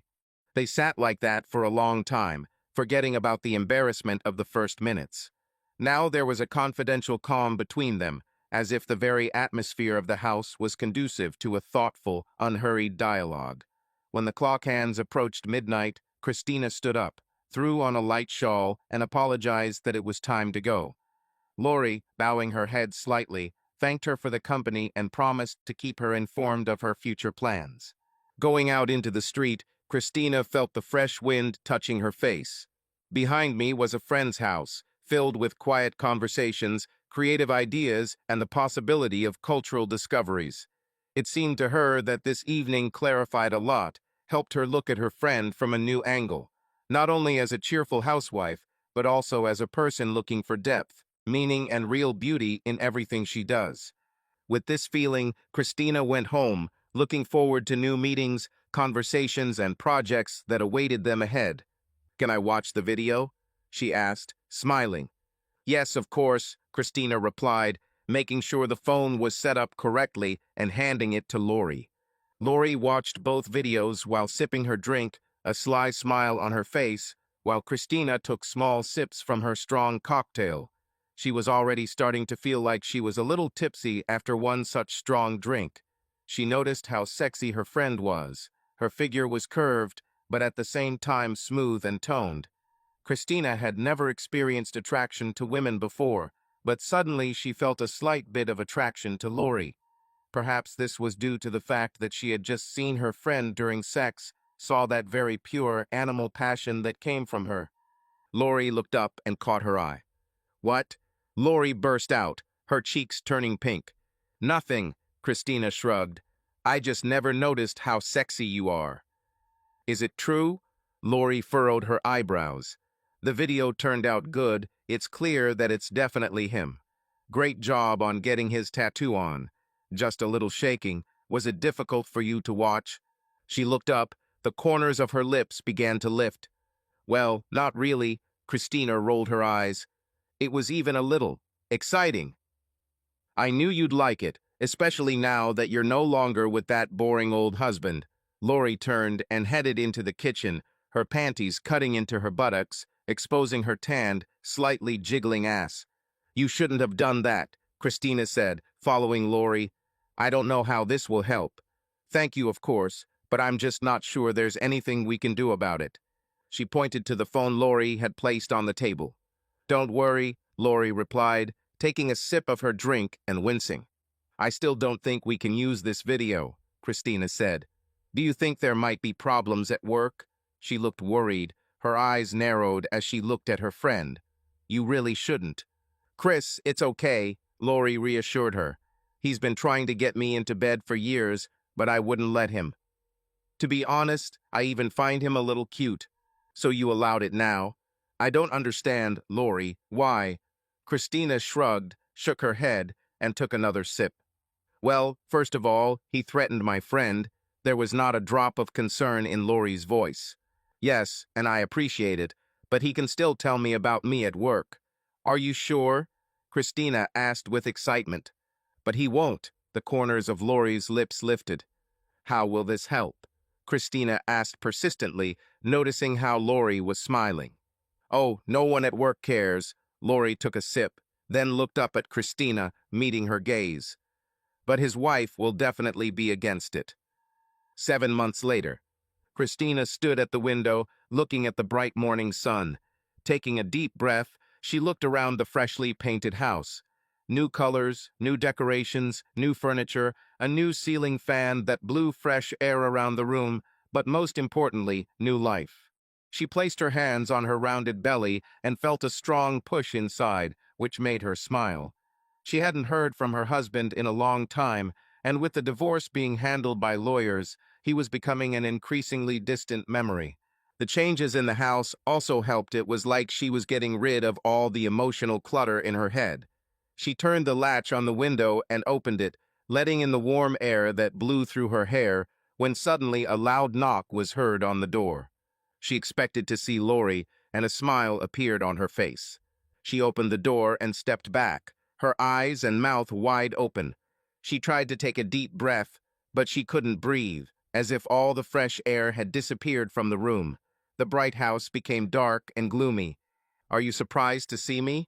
said Dennis, stepping over the threshold and looking her up and down. Well, yes. Christina squeezed out. "What are you doing here?" "Well, we're married," he answered, going inside. "I love what you did with this place." It took a while for her feelings to return. "We're not together anymore, Dennis. You left me." Christina raised her voice. "Or have you forgotten?" She paused for a long time. "The divorce will be completed soon. When were you going to tell me?" His gaze returned to her, sliding down to her stomach. "Tell me what?" She snorted, surprised that he could be interested in this at all. "We are expecting a baby," Dennis smiled. "I've only been gone for 7 months, and apparently you've been gone for about that long." "How did you even know?" burst out from Christina, who still could not believe that he was standing in front of her. "Clark and Angie saw you at the store," he shrugged. "I argued with them, but they insisted that you were definitely pregnant. I think we should talk about getting back together, for the sake of the baby." "For what? I mean, no, never." Christina took a step back again. He never listened to her, and probably won't now. "It's okay, honey. We can handle it." Dennis stepped closer.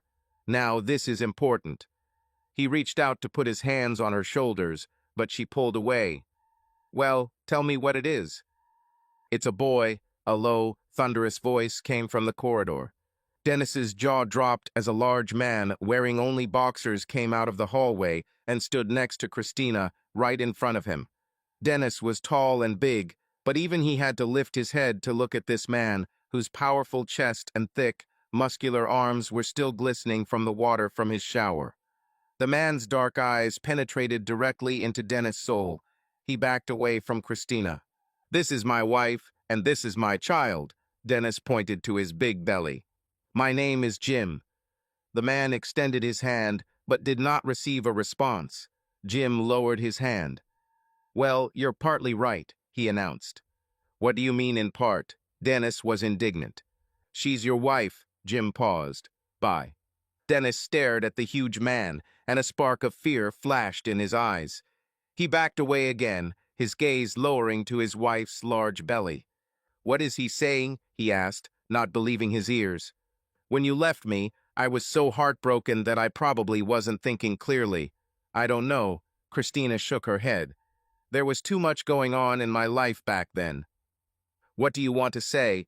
Dennis' voice rose towards the end and almost broke into a squeal. "What she's saying is..." Lori's high-pitched voice sounded like a bell as she walked through the open door and stood next to her friend. "What she's saying is that when you left her for another woman, she was so upset that she forgot to take her pills." "What other pills?" Dennis's face distorted in bewilderment. He opened his mouth and shook his head. "Oh, right," continued Lori. "You didn't even know that she was taking birth control pills when she was with you." There was a laugh in her voice, laced with pity. "Your wife," Jim interjected. "My son." "You can leave." Christina looked intently into Dennis's eyes. "And never come back again." When the door closed behind him, the three were still standing in place, a little stunned by what had happened. Jim wrapped his strong arm around Christina, holding her close to him. "Thank you guys for helping me," Christina smiled, her voice trembling. "I always found it difficult to stand up for myself with him." "You're welcome." Jim squeezed her even tighter in his arms. "And alcohol?" Jim and Christina both turned to Lori as she spoke, expressions of surprise on their faces. "Alcohol may have also played a role in you forgetting to take your pills that week." Subscribe to our channel so that your love doesn't cheat on you, and go ahead and listen to the next story, because this story is nothing compared to the next one. If you're under 18, don't even think. Click to the next one. Click to the next one. Click to the next one. Click to the next one. Click to the next one.